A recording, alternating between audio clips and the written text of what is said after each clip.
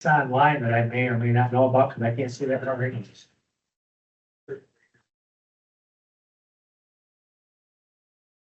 Anybody new? No, okay, One person, but we'll get to that. okay, we'll do that in a minute, right? I think I know what I'm about. Approval of agenda. Anybody see anything that needs to be corrected, added, or omitted from this agenda? Yes, sir. Laura Dowd, left MDARD, so she's now the MDOT. So I'm gonna add, we have Water Well Advisory, the EGLE representative replacement, so we can also discuss, the MDARD replacement as well. Okay, we'll do that under new business.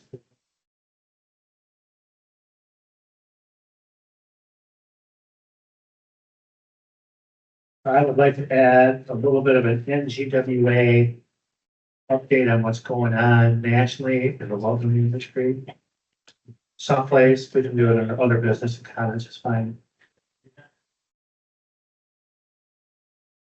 Just kind of fill you guys in what we're up against. Not the geo thing, but something else. Sure. All right, approval of the minutes from the previous meeting. Hey, buddy, you have a hand raised online. It's Mike? me. Can you hear Yes. me? Yes, The end of the agenda, I just had a quick 2-minute update about the stuff in Ottawa County is all. So, oh, okay, so you want to add that, Ottawa County, we'll do that under, other business also, okay? okay, fine. You guys happen to see a phone maybe lying on the ground here? I did not. See I was it. sitting more like in this. No, I did not see anything. I saw a coat sitting there, but that was about the only thing. Maybe it's under the coat. You know whose that is? Is that Andy? There's a briefcase over there, though, is that, if that's yours, Dave? Yeah, that's not. Maybe it's about the security guard. I did not.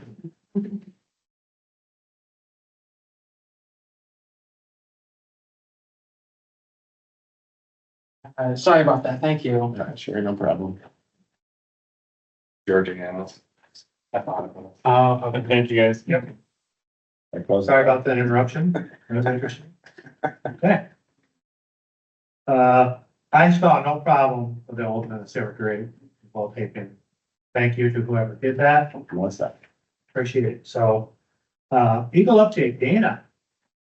All right, hello, everyone. I am really pleased to announce that we have hired Brandon Morrill as the new source water unit supervisor. Brandon is replacing Sarah Pearson, which I announced at the last meeting. So Brandon has turned his camera on and he does have intentions of attending these meetings in person. However, this time didn't work out. Brandon has experience at local public health. He's come to us from Washtenaw County Health Department, where he was there since 2019. And where he was supervising the food program and their special programs such as pools and campgrounds. And before that, he's worked at Health Department Northwest and Calhoun County. So we're really fortunate to have Brandon on our team. And I know he's gotten out in the field and done some things. So since he's been with us, so go ahead, Brandon, and introduce yourself. And Yeah, thank you, Dana. Pleasure to meet all of you. My plan is to, going forward, be in person to these meetings. Yeah, it's been a busy few weeks getting up to speed on current issues, where things are at.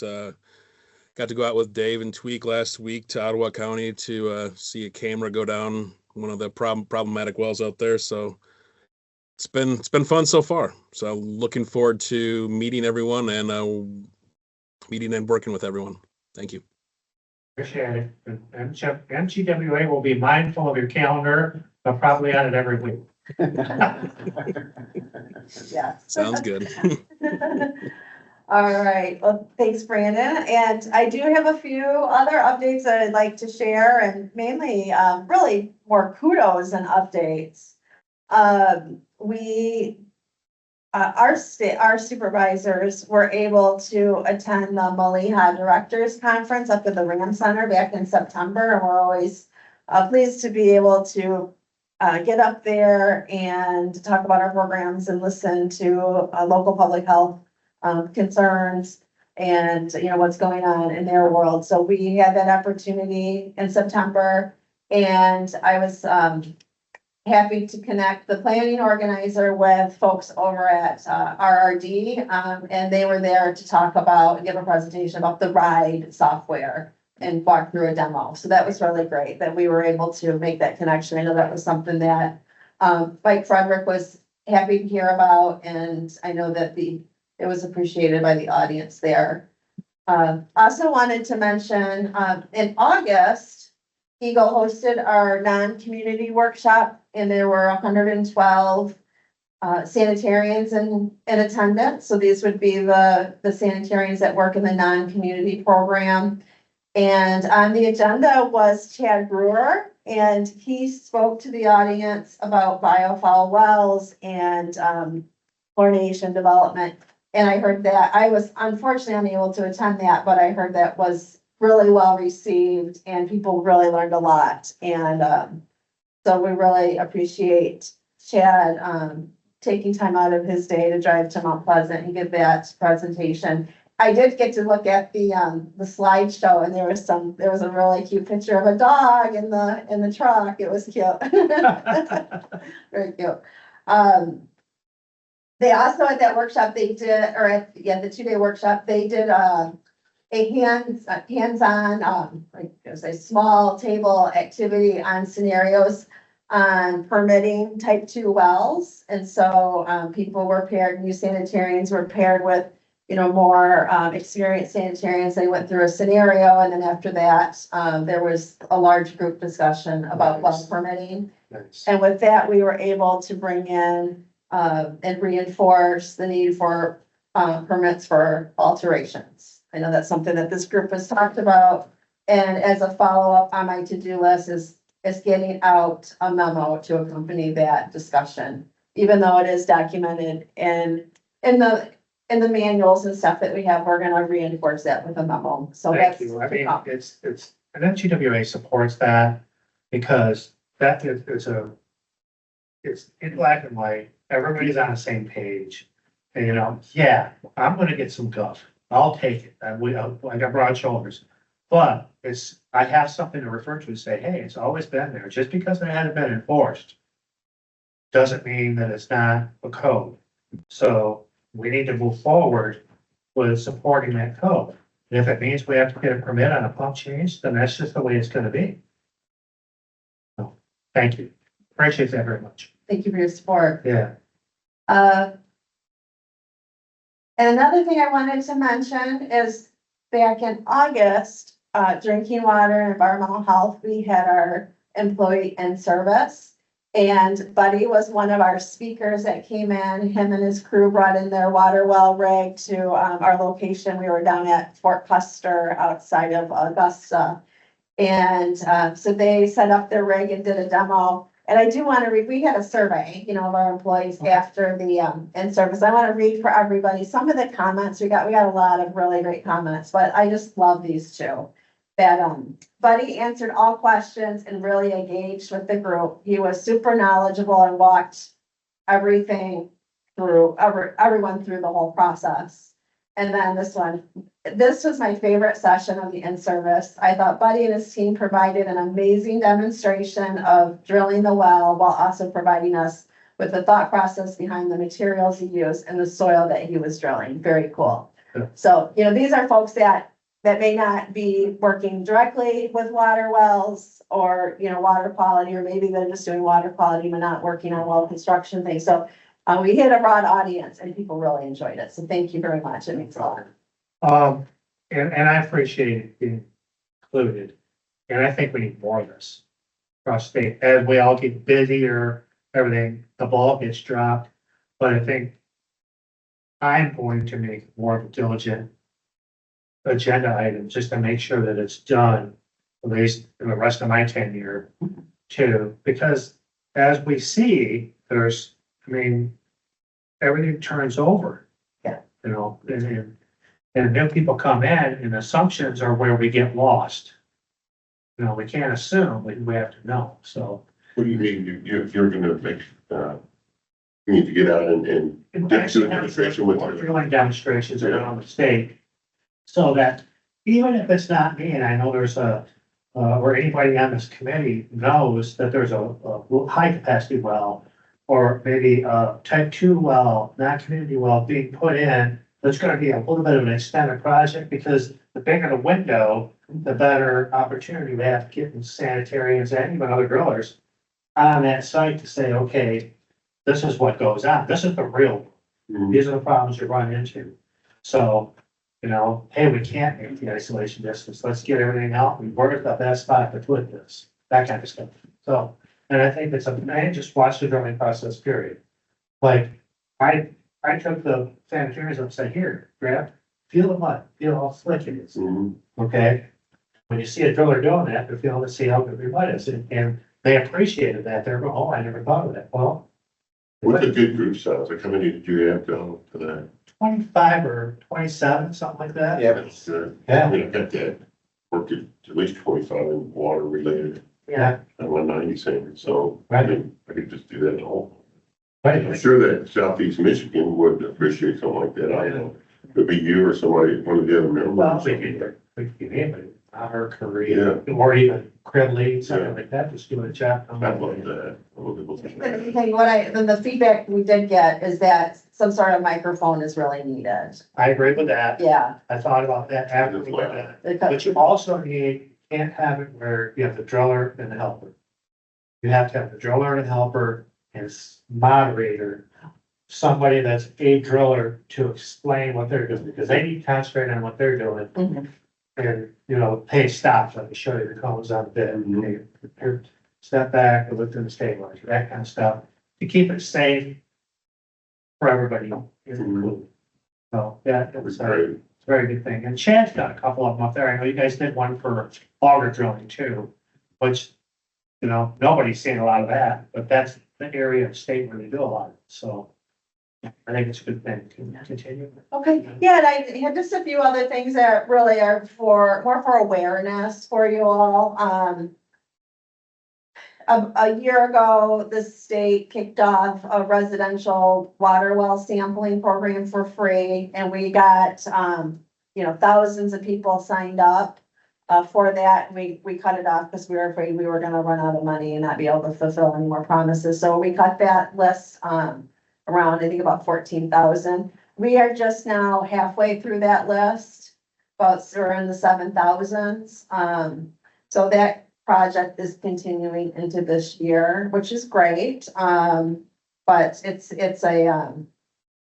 been a really big learning experience for everybody involved, because a lot of people were eager to sign up. And then when they got that kit in the mail, maybe they got cold feet because, they heard some rumors about what it might lead to, or it's just too much work because they gotta get to the post office or UPS specifically. So we have a lot of those kits and those coolers out there that never will return to the lab. And that's unfortunate because it's just Right. prohibiting somebody else from taking a sample. I agree. So some lessons learned there, and I think some of those lessons learned will be used potentially for this new sampling effort for fiscal year 2025. Department of Health and Human Services, in partnership with local health departments, are looking to sample some wells for PFAS contaminants. So kind of, I don't really want to use the word randomized, but it's not wells that are associated with known or potential contamination sources. It's really just kind of doing a survey of the state and seeing what else might be out there. So that's something that's in the planning phases, but I just wanted to put it on your radar that, you or your clients, you may hear something out there about PFAS sampling that may be coming out for free. Another thing that I wanted to mention really for awareness is all of the work that's being done around the lead and copper rules and the revisions and updates to the lead and copper rules. and Michigan's specific rules. There's a rule that you maybe carry well called filter first or healthy hydrations. This is where schools and childcare centers should be putting in filters on their drinking water fountains. Right now, what I wanted to pass along, because I know some of you do have really positive relationship with your schools, is that there's a grant open right now until October 18th for schools to apply for money for updating their drinking fountains to the filtered bottle filling stations or getting other types of filters for lead. And this is for schools and childcare centers on wells, but also on municipal water. So that window is kind of coming to a close here in the next week, but I did want to take the opportunity to pass that along since I know you have a lot of partnerships out there. For what those communities, the schools, were they notified of this? They were notified through the Department of Ed, but you know how that goes. People get so many emails and opportunities. So that's why I just wanted to put it out there. And yeah, exactly. And so you don't, yeah, people don't want to pass that up. And there's been some, last thing I wanted to mention around the lead and copper rule is, all of the non-transient, non-community water systems that you work with, they have to fill out a, again, they did this in the past, but, they had to dig a little deeper into a distribution systems materials inventory. That's, this form saying that they're attesting if they have lead service lines or not, and what kind of service lines they have. Where it gets confusing and where I did, reach out to Mike Frederick, Dan Detweiler reached out to Mike Frederick to say that, just to give a heads up as an FYI, because that rule talks about service lines and it's not how this community talks about service lines. Right. The definition is totally different. So they're looking at what is the material between the well and the pressure tank, but also if you have going from building to building, what is that material made of? So we wanted to give you a heads up in case your clients reached out to say, And they're I know what you do. because, and I'm gonna have to caution all my drillers, say, let them fill out the paperwork, just advise them of what they have, because there's a liability issue. Yes, Yeah, Mike Frederick has his hand raised. Mike, you have a question? Yeah, didn't the US EPA give a rule, was it yesterday or 2 days ago, about all lead service lines have to be replaced in the next 10 years? There was something that came out the day before yesterday, Mike, and I haven't gotten up to speed on it. I'm sorry. No, I just, you It's something mentioned, that our office was aware of that was coming. We were just waiting for it, but I can't really speak to that today. I'm sorry. It also No. depends on no, how. But you were how mentioning it's the lead copper. Yep. That's something that we're definitely have a whole team of people working on. Okay, well, thank you, Dana. Yes, thank you. Appreciate this opportunity. No problem. Unfinished business, contractor enforcement update, Brad. Good afternoon, everyone. I'm sorry I couldn't be there in person. I'd say I'm up spying on Eric, but Eric's another 2 hours away.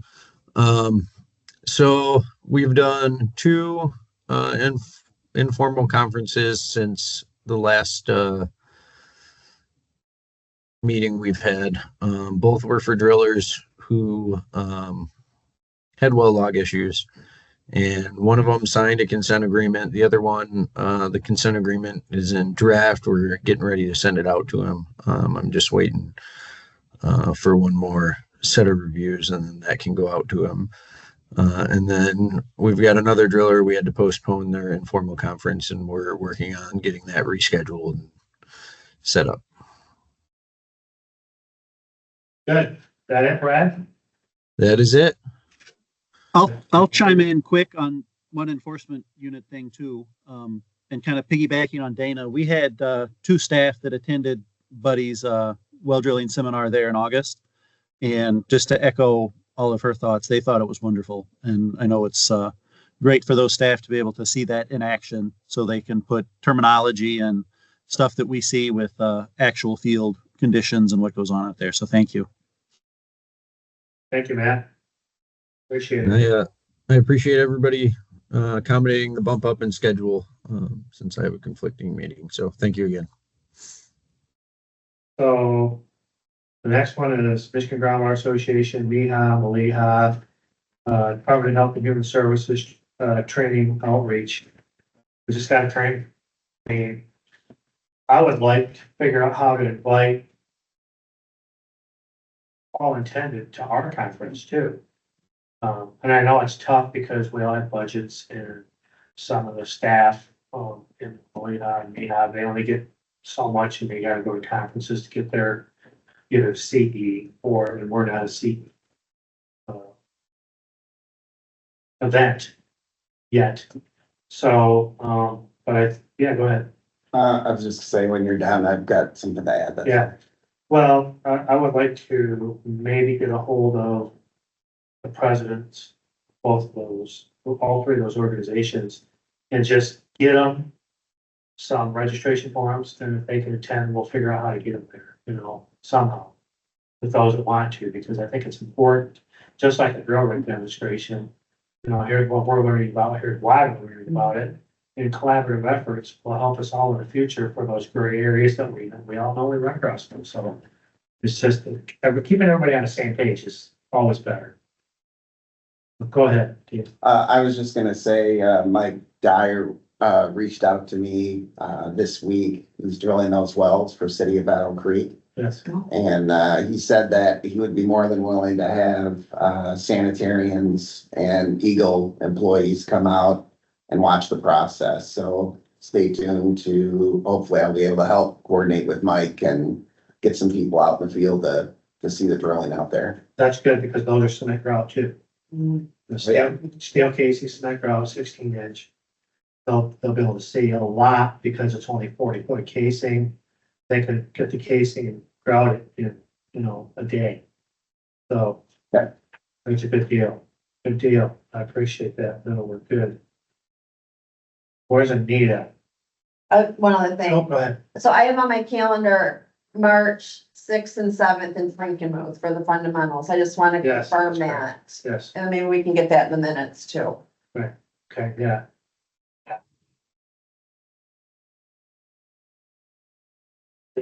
I guess I'm next, huh? That's fine. All right. That's fine. I don't really have a whole lot to report. I've been spending a lot of my time training, doing some one-on-one training with local health departments for well record review. That's gone over very well. I put information in the newsletter, quarterly newsletter that I send out, and I've had some people contact me. So that's good. At least I know they're reading the newsletter. I've also been contacting drillers to get them going on Well Logic. I've got about, since I started, I probably got another 10 to start using Well Logic. So there's probably 35 or so left. I mean, some of these guys drill just a couple wells a year, but so I've been really kind of pushing that whole thing. We got a new version of Water Well Viewer that hopefully will come out in the next month. I just checked with the folks this morning where that's at, and they weren't real sure exactly when, but that will be coming out. And Well Logic rewrites, we've been still gathering requirements and all of that. A new version of Well Logic probably, I'm guessing 2026 maybe.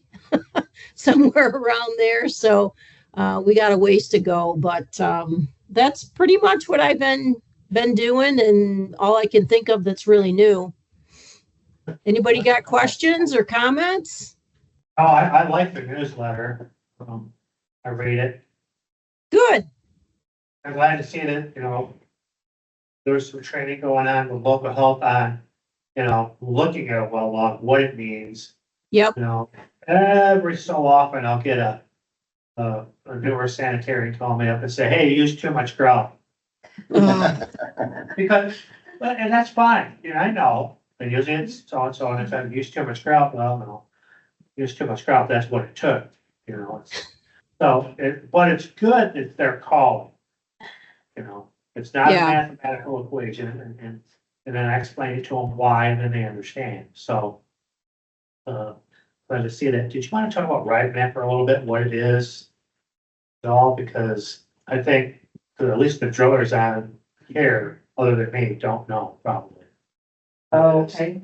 If you can, just a little bit what it is. Right, so Ride Mapper is the, publicly facing mapping and really file depository for our sister division, RRD, remediation and redevelopment division. So, it's a GIS based type of map that you can go to.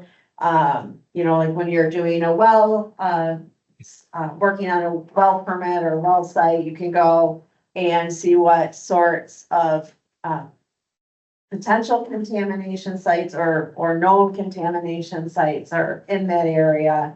Mainly like leaking underground storage tanks, Right, there's direct control on sites, and there's also old landfills. Anything that's a source of contamination that's known is supposed to be being implemented on this map. From what I understand, it's also a continual evolving. It's evolving. Yeah, new files are being added every day. So, Right, it's an evolving map. It's not, this is the way it is from now and forever. It's an evolving map. And the good thing about that is some of them I got on there, some of them have the delineation. Some of them don't.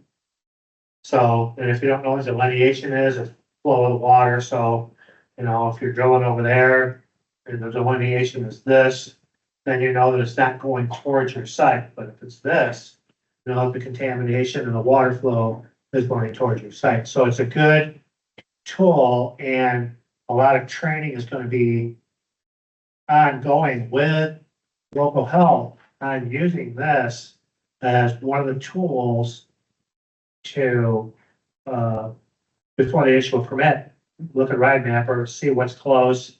If something's close, you may be seeing some, for a better lack of words, some limitations on your well permit or some requirements that you're gonna have to maybe steel case, cement grout, deeper casing, whatever it is, because of a contamination source that's local. Sarah?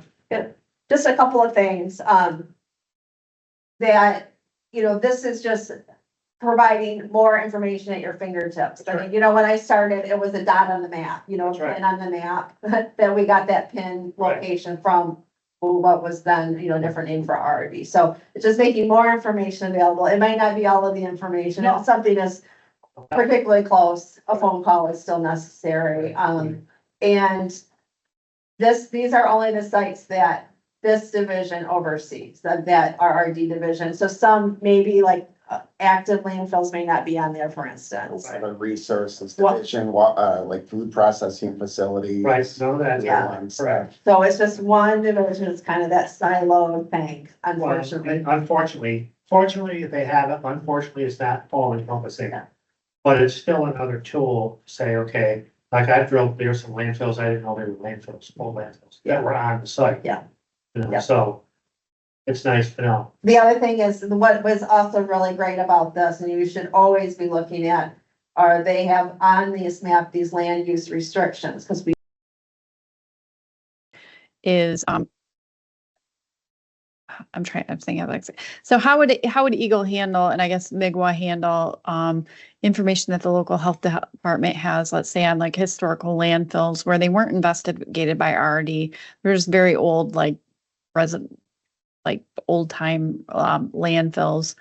And we need to write permit restrictions against that based on what we do know about it, but they're not in the RIDE system. And is there a process for getting that information into the RIDE system so that it can be more universally known? Because there are sometimes things that we know locally that don't make it into that system. Well, you asked about NGWA. I would say if it's a documented landfill, then you're good. If it's Johnny said it was down the street, we might question that. But as far as getting it into the RIDE mapper, I think that's something that you're going to have to talk to with EGLE and say, how do we implement what we know, locally? Because you're right, there's a lot of stuff that locals know that, never, for the best like word, shoot, shovel, and shut up. Somebody never told anybody, but somebody knew, and it's one of those deals. So, You know, if it's a documented landfill somewhere where you guys knew it was a landfill, it was, you know, maybe on a handwritten contract that somebody bought, you know, property. My uncle owned one within 2 miles of my shop, you know, so. Right. Especially in the rural areas, it really, at least in Kent County, isn't uncommon for people to have kind of what we'll call neighborhood landfills that were back from like the 40s and 50s. It's just the way that things were operated back then. And I think that Eagle's doing a pretty good job already of finding them and working with us to, you know, kind of do investigations on them. But there are some that just aren't in the books. And so, yeah, if there could be, Dana, I don't know who to maybe talk to about with Eagle. Maybe that's just reaching out to our regional RRD group, perhaps, but to get those kind of on the map and in the system, so to speak, so that there's more universal knowledge about where those are. So when, you know, well drillers do come up against, well, you know, permit limitations based on what we know locally, that might make it a little bit easier, especially, we don't typically have a too much of an issue with well driller pushback in areas where we've had a well driller there for many, many years because they know the area as well, if not better than we do many times. But it tends to be with newer drillers that come into the area that they're just, they kind of struggle with some of those things that we need to do to be protective of public health. Those maps updated with PFAS investigations, or just ones that make the empire? I don't know the answer to Tony's question. The PFAS sites are on the PFAS website. I don't know how the partnership that there is, and not all of them are necessarily RRD sites either, so. Yeah, those are good questions. I think on the Quinder border, which is Macomb and Oklahoma west between like Warren and Madison Heights, or maybe Rochester Hills and something, but I didn't even think there was drinking water wells over there, you know? And there's some folks scattered about that never connected. Right. I don't know how that's, you know, I think it was part of the SACRA, you know, the site for the solid waste, and then was a trucking company there too. That I don't know how that stuff makes it, if it's not, or if it does, until they're doing the initial sampling that was initiated by RRD and Warren. I don't know how quick they're updated or. It's gonna be an evolving thing. Yeah. You know, eventually, Sure, I remember here a few meetings ago, Sarah Pearson was saying that they're trying to have it all in one. Right. But, I mean, like anything else, yeah, it takes time, so. Well, those files end up being so huge. How would you could spend a whole week trying to find what you're looking for, your little niche of that. And so that's why it's so, all of the contacts out of the district offices are really, such a benefit. I agree. Mike, did you have a question? Fredericks? Yes. And just more of a suggestion, Dana, as you interact with RRD or you guys communicate back and forth, Sarah raises a really good point about, you know, having local information. One of the problems that I'm getting a lot of calls from our drillers on, or we've run into some issues, is the health department will get on Ride Mapper and identify a source. Typically, they're underground storage tanks, and EGLE will say, hey, you should, you know, you have a underground storage tank within a half a mile here. You need steel casing, all these other things. So then they put these requirements on the permit, but they never identify where the location or the source of the contamination. So it's hard to maintain the isolation distance without knowing that information. So then we're like, okay, so where is this? Is it north? Is it south? Is it east? Is it west? So that's one of the issues that we've run into, that they'll put these conditions on the permit, which are totally appropriate, but not identify the location or the source of contamination. So you're asking for more information on the permit as to not just the reason behind it, but the correction of the reason behind it. Correct. Okay. I don't think that's a problem. I don't think it's a problem. Let me rephrase that. I think that's an adequate request But I think it's going to have to be with training and telling sanitarians, okay, hey, look, don't just say there's contamination, say where. And that way, because news travels fast, especially in our industry. You know, once one driller that drills in, northern Allegan County finds out that there's a plume or a contamination source on the corner of this road, within 3 weeks, all the rest of them will know about it, know that when they get a call from there, that they're gonna, hey, that might be steel casing and cement grout because there's contamination area there. So I agree. I think it's just, but it's gonna be like the ride mapper, an ongoing development of training. You get a new sanitarian, that was gone, this one moved up, got hired by the state or switched divisions, and next thing you know, there you are all over again. So I get it. I get it, but it is necessary. I think knowing where the contamination is, just so we as drillers can say, now, wait a minute, there's an alternative site on this customer's property, or we can be further away, but still maintain our isolation distances. It might actually be better suited for the drill rig or whatever. So I like it. Anybody have anything else on that? Dave, you're up on pressure, buried pressure tanks. Well, you, Is Glenn or Dan on? Glenn is in, Dan is in Alaska, Glenn is in Portugal. Actually, Glenn said he might be able to log in, and Dan got a hold of me yesterday and he's back. So he's really? gonna try and call in today. So I was just kind of checking to see if one of them was on here, but they're not. So, basically, where we sit, kind of a little bit of a background, back in December 23, this group asked EGLE to put together, basically pressure switch, buried tank installation guidance. The state put together, what we could based on regulations, pictures we had. We had asked the committee to help us out with pictures, verification of the processes for installation, more information on some of the new products. And basically, in order to finish the document, we're gonna need that stuff. So you need more photos. And made the request again in the March meeting, and also, in July, I did redistribute the document, but up to this point, we haven't gotten any comments back from anyone on the committee. So the thing's pretty much been It's tough for me. dead in the water, but there was some discussion about trying to form a subcommittee, but with Dan being in Alaska, he wasn't really able to do anything. So I talked to Glenn about it. He actually ran a contest on what's your worst pressure switch you've seen that you had to go back and repair. I think he was giving away a grill or something like that. And also we had another contest the next month on like the new rhombus installations, tickets, pictures of those, a contest on that as well.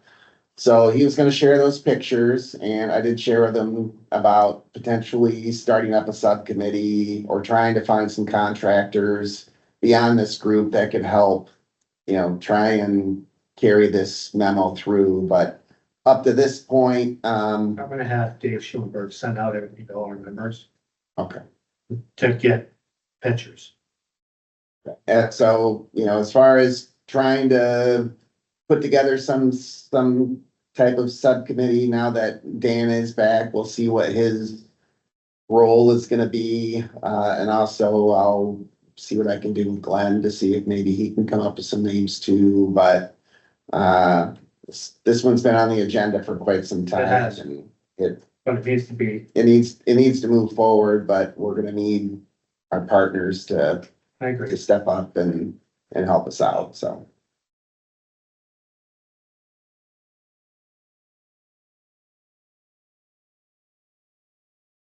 Okay, just sent this off. Dave. So you just sparked it, so I need to get something out to our members. And then I'll just forward everything to you. Okay, sounds good. Okay. Thank you, Dave. And thanks for keep pushing it. Try. Appreciate it very much.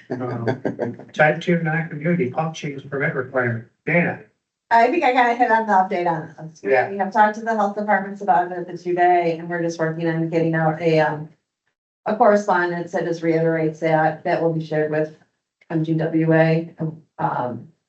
there's also possibly an opportunity for you and I to do another type 2 type of thing at our conference, and I think we hit on this and some other things, you know. Because there will be some sanitaries there, but I think there was this and something else that I was talking about that I want the whole conference to attend. Not just the drillers, not just the fundamentals, but because everything. So I'm working on that on our agenda, in our classes. Okay. Yep. That will be one of my things that I'll talk to the board about soon. So, all right. Thank you. Dave, revision of best practices document, vertical closed loop. Yeah, so, last meeting, I brought up that the last revision we've done for the geothermal best practices document was April 2010. You know, obviously we've had some technology updates since then.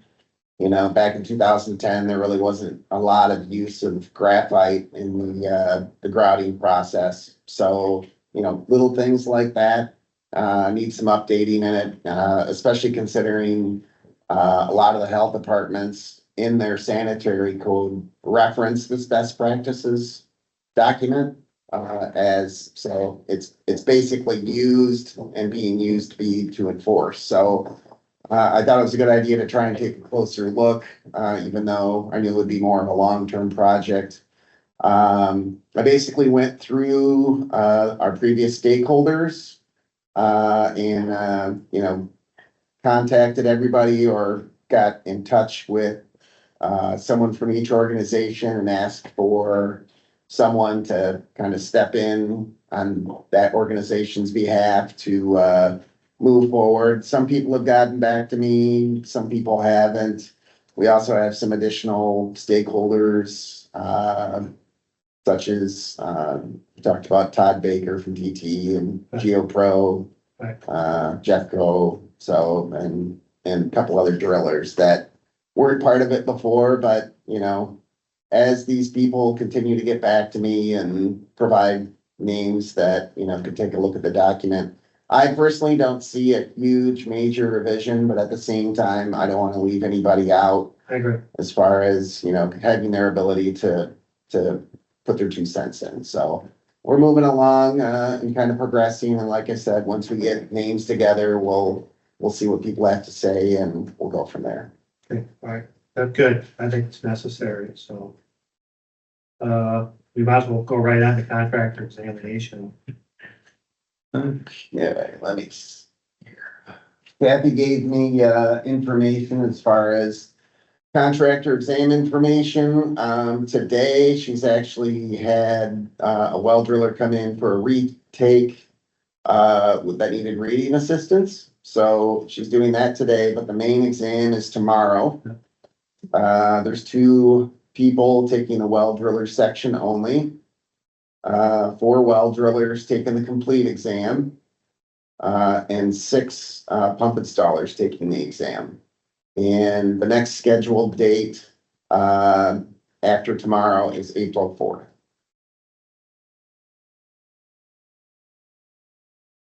That, and then it's newsletter too, April 4th date. So. Well, good. I know I got one guy going tomorrow, so great.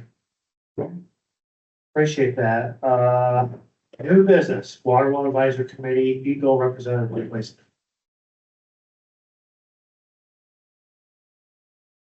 Oh, is that Sarah Pearson's thought? Okay. So I would assume it would be, but you know, no one's officially said anything, so. Can we look at his resume? Just kind of maybe making it official. I just put it on the agenda myself just because. I think that's appropriate, I mean, as a committee, so. I don't see a problem. I think we just make it happen. All right. Okay. Brandon Morrow. Yep, Brandon Morrow. We'll let you in the club if you listen. So, There we go. Sounds good. revisit. Go ahead, can you take some? You're in. See. Sounds good. Sounds good. That just means you have to bring bagels next time. That's all it really means. Just kidding. Okay, revisit a vertical closed loop geothermal statute. So everybody's seeing solar panels go up across Michigan, and we all like shaking our head why. And so I found something out at my last national, and I also found it out at another meeting that I went to, regional meeting. What's happening is right now for an apprenticeship program in the federal government for green energy, if you're a contracting firm, general contractor, geothermal contractor, solar contractor, whatever, you hire and put in these projects. And I want you to think about this for a minute. If you're a contractor and all your help, the federal government will pay up to 80% of their wages and benefits for 2 years for all your employees that are apprentices. So basically, you're getting your help for free, and you'll bid a federal government project or a solar project or a wind project or a geothermal project, and you get 80% of your help for free for 2 years. That's a pretty good incentive to get involved in those industries. The problem is now all these projects are slated, and I'm going to give you an example. I heard this from not only Jeffco, but Versatile, that right now, all the projects that are out for bid in the state of New York right now will require, are you ready? 10,000 drilling rigs to do.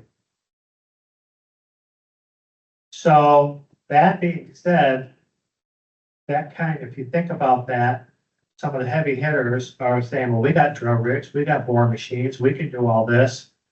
Think about all the people that have never drilled that kind of a hole before and through our aquifers out there operating equipment.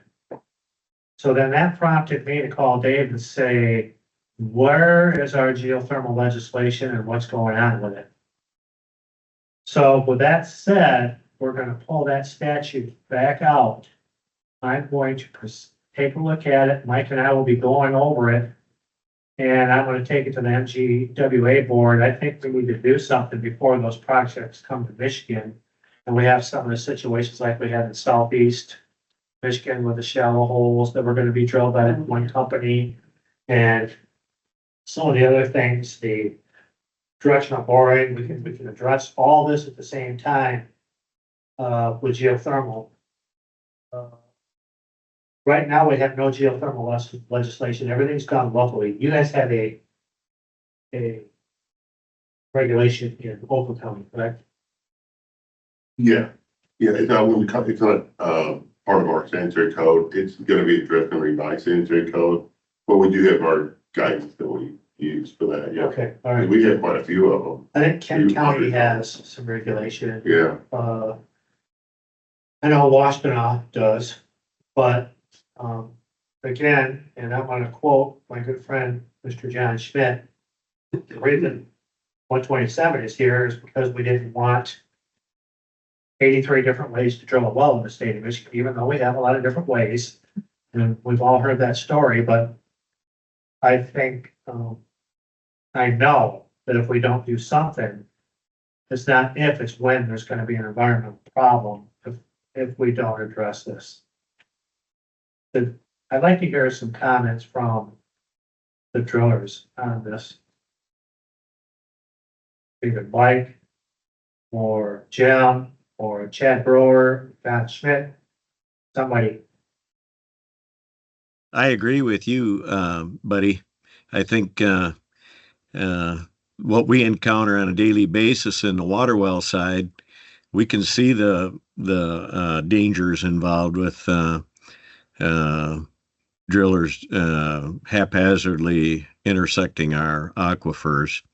It kind of negates all of the work the health department does in the permitting process to, on the water well side, and to have these fellas, indiscriminately just, doing haphazard work with improper grouting and protection of our aquifers, it seems like a no-brainer to try to rein that in a little bit before things get too out of control.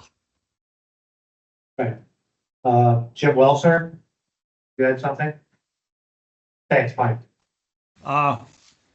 Yeah, this is long time needed, really.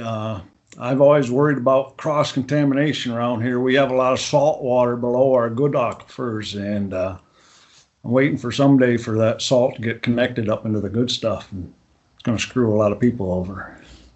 So it's Thanks, needed. Jeff. You need something. Yep. I agree. John Schmidt, did you want to say something? Your mic's on mute, John. Your mic is on mute. Should look for your microphone. I think it's on the bottom. If you wave your mouse over the bottom, you'll see a microphone. It's got a cross through it. Hit that and it'll unmute. You unmute him or you can't. No, I can't hear you. Oh, here comes Shirley. There we go. He's got it. There, thank you. Oh, I was muted.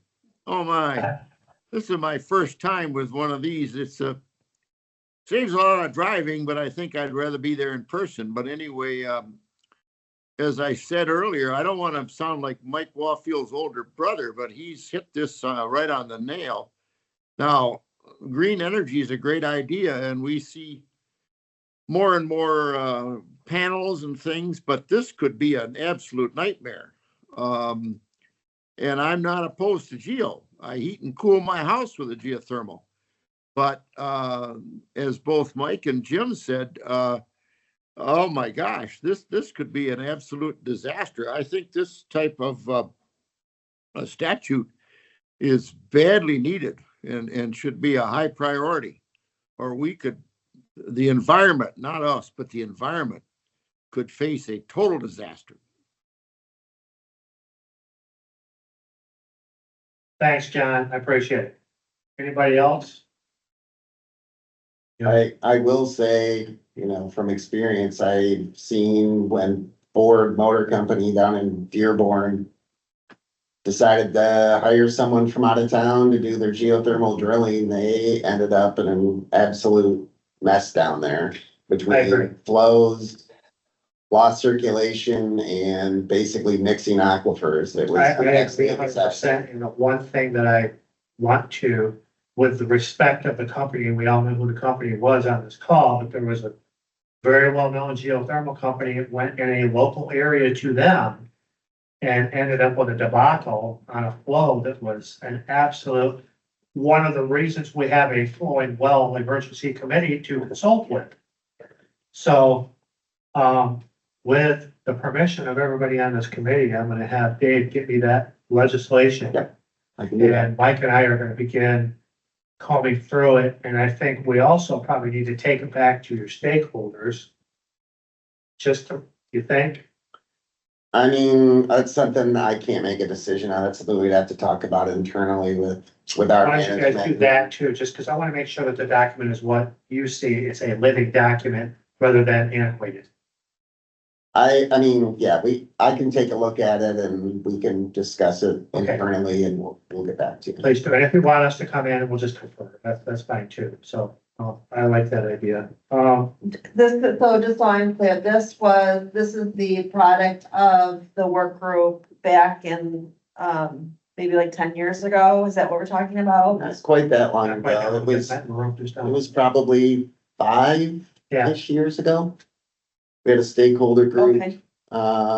We met actually in the Con. Oh. Yeah. And, Right down the hall. went through the legislation, had a acceptable, Matt Gamble was the. Oh, okay, supervisor. all right, so this was not the Jim McEwen era, the No, independent this jet content, okay, No, this is when I was. okay, very good. Okay, so, yeah, that's where we're at with that. I think it's necessary. It's a long time needed.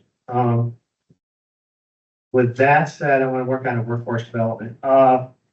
National Groundwater Association has a task force right now working on basically a hybrid apprenticeship program slash education, work for a few weeks, classroom for a few weeks for workforce development, and we're working on a workforce recruiting side of that to try to basically social media blast and put our name out along with the electricians, the pipe fitters, you hear the ad for the Brotherhood of Electrical Engineers, because I did not know this, but my granddaughters taught me this.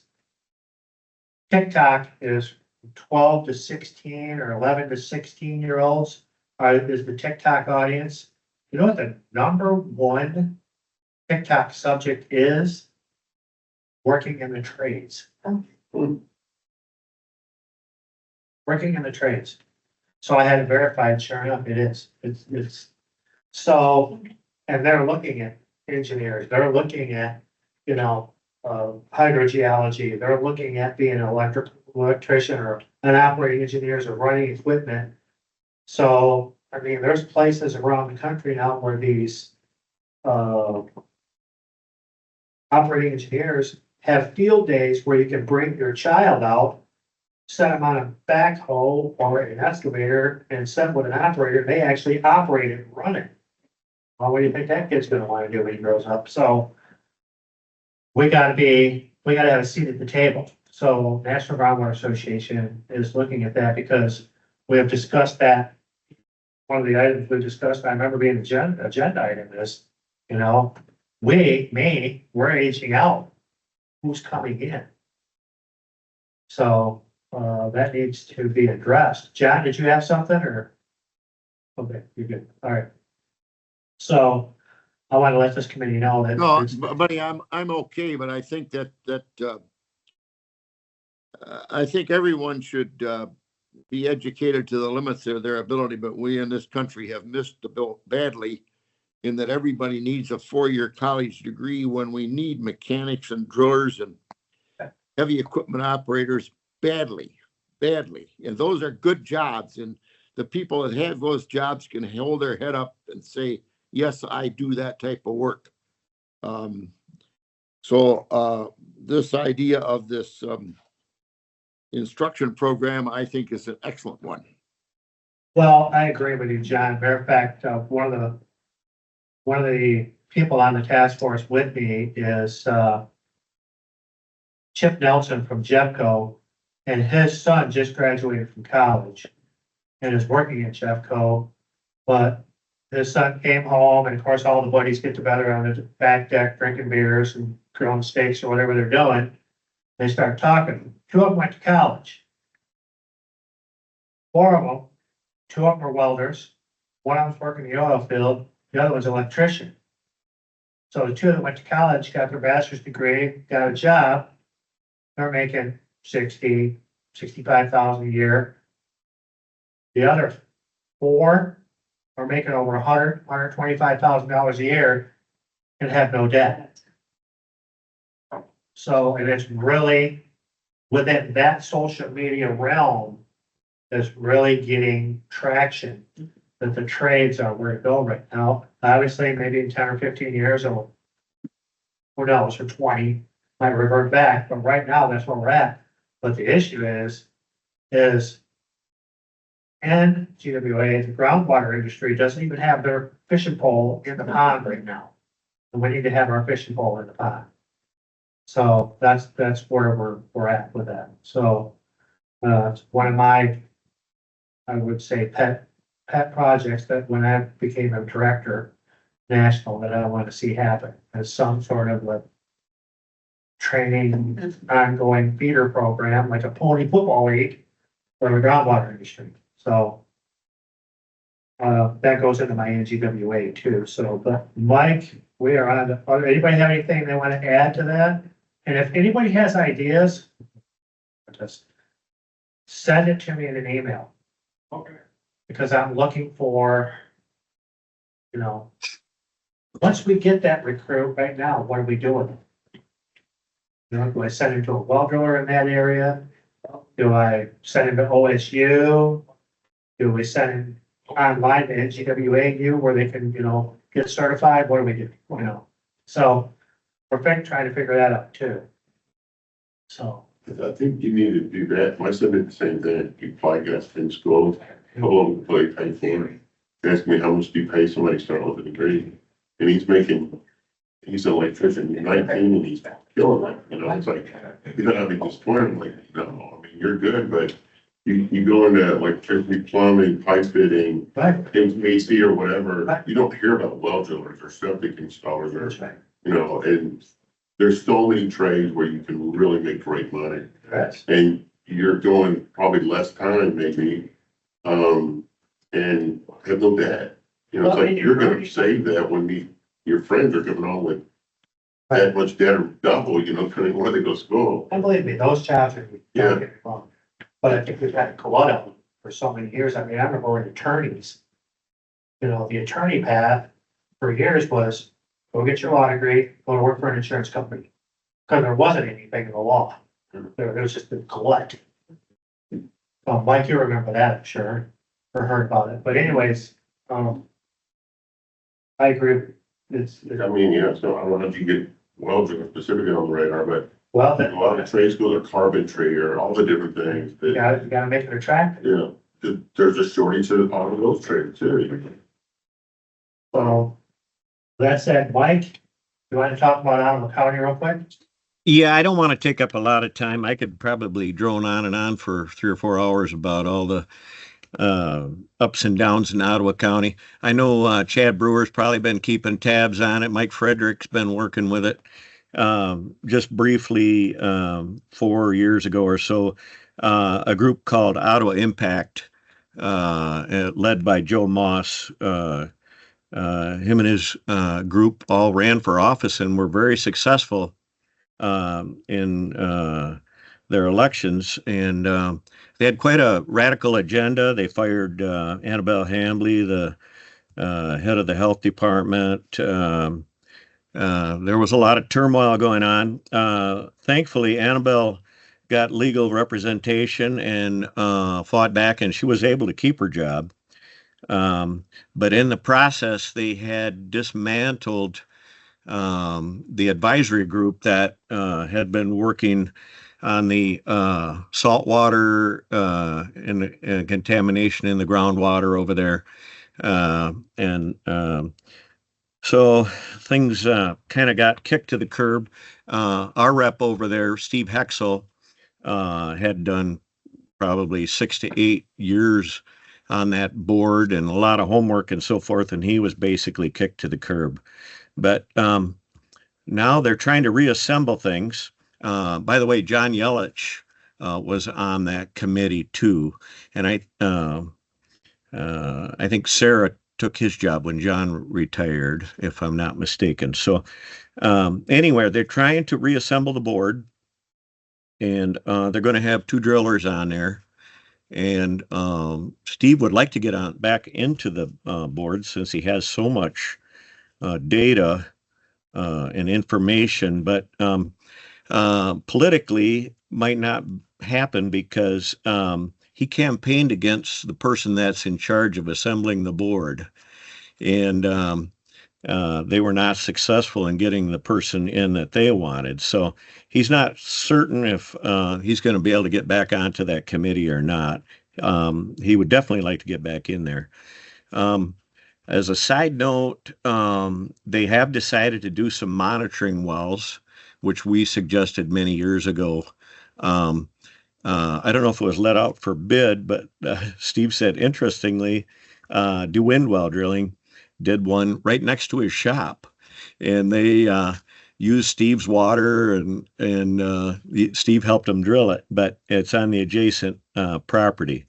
So they are taking baby steps trying to get the train back on the tracks over there.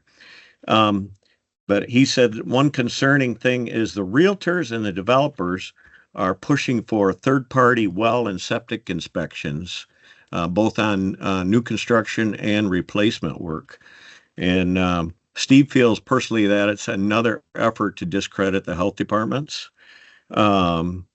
So he said that's all up in the air right now. Maybe Mike Frederick has more information about that. But anyway, that's the update. It seems like in this last election, some more level-headed people were elected.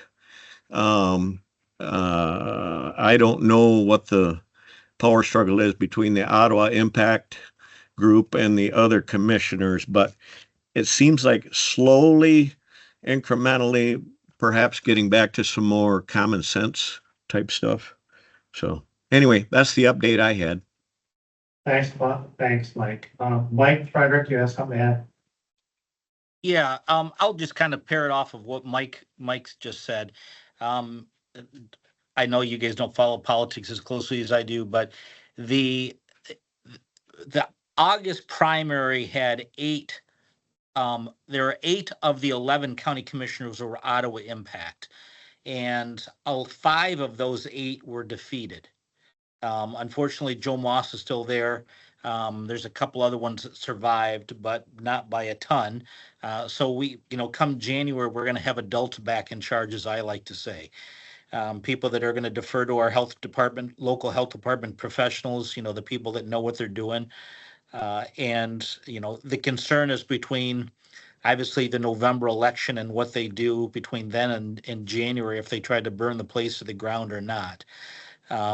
As Mike, and I know that there are folks that are keeping an eye on that as well to make sure they don't do anything really rash, even though they have that ability to do so. The realtors and, like Mike said, we're trying to push for, what I would almost say is privatization of the, well inspections. I was not aware that it was new construction. I thought it was just point of sale type stuff. Like if you want an inspection, hey, I want to, as part of your home inspection, they could do that. They could outsource that. But my impression, and this, Mike, you've seen things more recently than I have. Originally, there was a lot of pushback and said, all right, A, you don't have anybody out in the private sector that's qualified to do that. And B, how is this going to happen? The health department, you run a program. The original thought was they're going to save a bunch of money by outsourcing it. Well, it's all funded with fees. So if you get rid of the program, you're not going to have the fees. You're not saving any money. So I wasn't aware that they are still pushing it. That doesn't surprise me just because they can. But I was under the impression that it was not really, the wind got kind of taken out of the sails on that issue. Okay. Yeah, real estate transactions, there's one thing, and then new construction's another, but privatizing the well and septic inspections, I don't think is gonna save them any money. It's probably gonna cause more problems. It's gonna save, but, Mike, Wallfield, I have a question. So are there people running for these positions, posturing for these positions in Ottawa County? What can MGWA do to help make sure that we have common sense on this?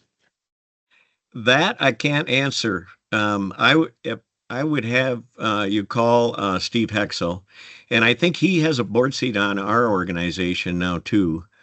But Steve's keeping pretty close tabs on it.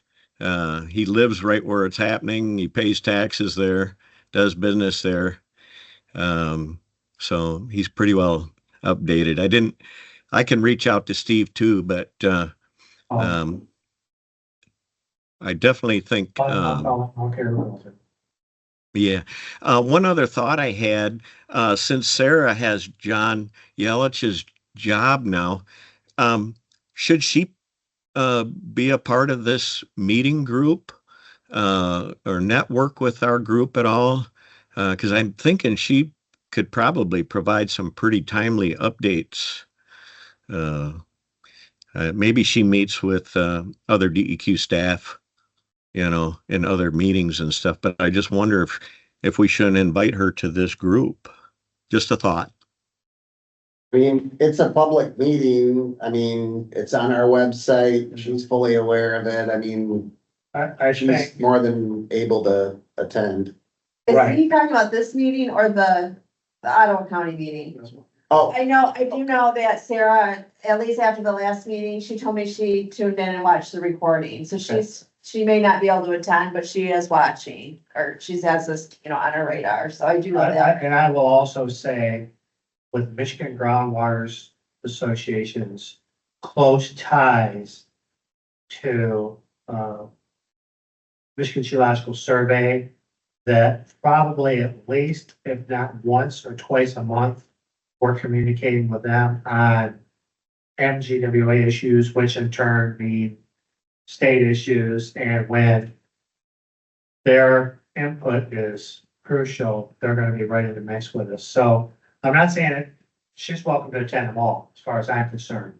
But with their calendar and their agenda, I think we should leave it up to them, Sarah and her team, to decide when they need to come in and maybe offer some guidance, some input, and maybe when to just sit back and observe. So, but that's totally up to her. With that said, anybody have anything else on Ottawa County? I think No Mr. Schmidt agenda wanted items to for make a next comment. meeting? Yes.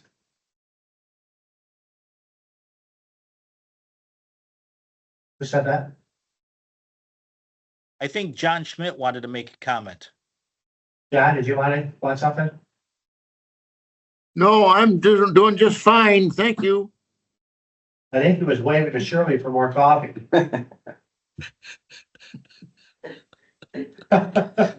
So, Actually, Buddy, I was just gonna mention that, I know that Allegan County is doing a very similar thing, a groundwater study, they're getting a bunch of stakeholders together there, they've got money to drill wells, test wells, they have a very active group with Randy Rapp from the health department's on that committee, and they're working with Michigan Geological Survey, and, some, doing a lot of research in that area, to doing a very similar, type anybody of. from, do you know if there are any well drillers or groundwater professionals? There's a difference. Yeah, I believe so. Maybe somebody on this call from health departments can chime in if they recall, because we saw a presentation from Randy Rapp on this.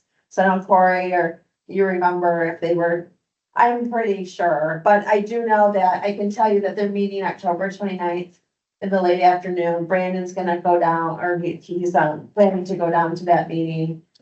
October 29th, not sure. So there is a group in the next county over doing the same thing, so maybe there can be Yeah. some collaboration and things like that as well. Okay. Well, that's good. I'm gonna check into that. I'll tell you who might know of Chad Kreider. Well, you can call Randy, I'm sure he'd be happy to talk with you about this I project. will also already.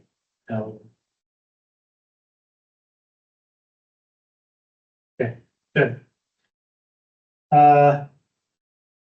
Any new agenda items for the next meeting? I don't think we have new, I think we just revisit what was on here. Anybody have any new agenda items they'd like to discuss at the next meeting?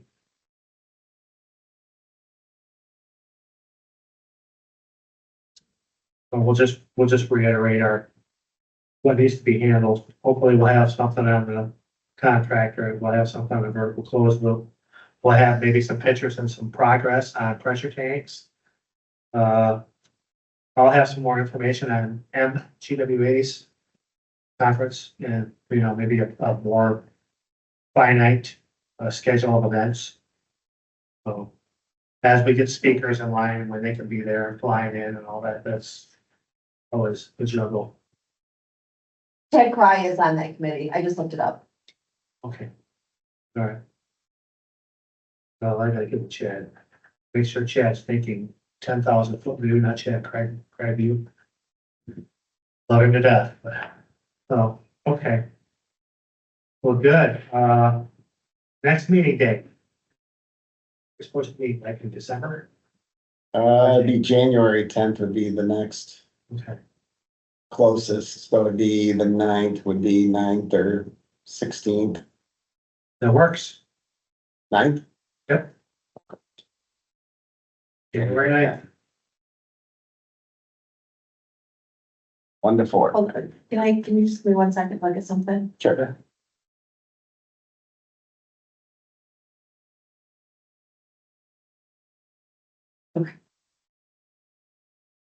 That's. Oh, actually, 1 more second. I just wanted to see how the, onsite wastewater conference fell. I know that we don't have, I mean, we can meet at the same time, but I know that'd be a conflict for some folks. I'm trying to figure out if I can quickly find that date.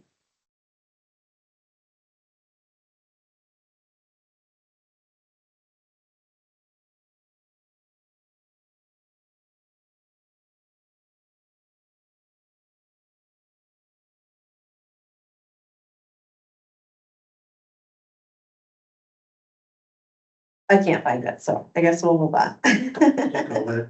We'll be all right. Okay, with that, does anybody else have anything to add? I'm glad John Schmidt here. I will tell the group that on the 29th, I was apparently within a couple hours of death due to blood clots in my lungs. Yeah, dead. I wouldn't be on this meeting. But fortunately, this incident occurred when I was 2 miles from the Henry Ford Hospital in Jackson. And the next day they went in and sucked these babies out and then asked me if I wanted to see them, which I really didn't want to see, but they had them in a little bag. So I was in the hospital about 72 hours and I'm feeling pretty good. I guess the Lord was riding with me that day. There's no guess about it. This is my first Teams meeting. It's I'm not super familiar with it, but it saves a lot of driving and it's very interesting. I think this is an important group that we need to continue.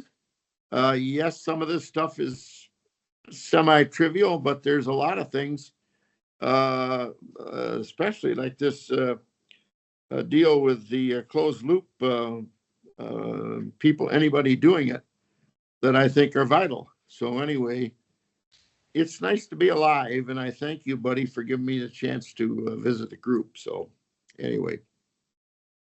Thank me, we're all part of it, John. I will say, so the rest of the group knows that the catheterization lab that you went into on that day, the next day, I was in the same catheterization lab and I had stents put in my heart, so you and I laid flat on the same table probably for a few hours at different times, so I'm glad to be here too, John. Thank you, I appreciate it. With that said, we can adjourn. Okay? Adjourn. Goodbye.